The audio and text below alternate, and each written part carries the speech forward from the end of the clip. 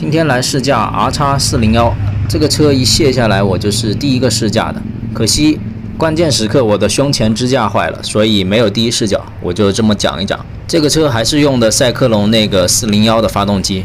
整体1、2档的感受还是收油会有一定的顿挫感，特别是1档，并且1档、2档到5000转以后，震动就会传递到手把上，到6000转以后，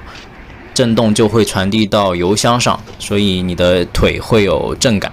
震动抑制不算优秀，但是如果到3档以后的时候，你就会发现，如果这个车用高档低转来开，还是挺平顺的，符合它作为一个休旅车的需求。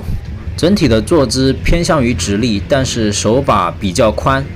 所以这种感觉就是它并不是完全的休旅定位，它还是有一定的非铺装属性的。它的宽手把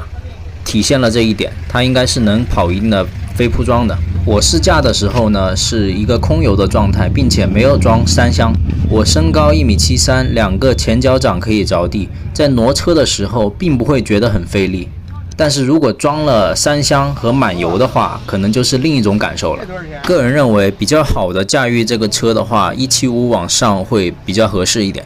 并且如果你没有摩旅的需求，它在城市里开还是比较费劲儿的，特别是装了3箱以后。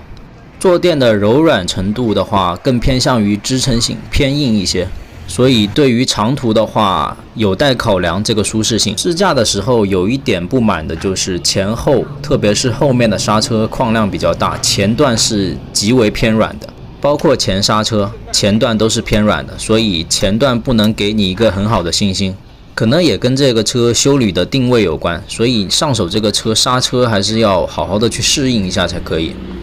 发动机散热方面，相比 RG3 是有进步的，它的热量会集中在小腿部位，而不是很烫。RG3 呢会传递到大腿，并且感觉会有灼烧感。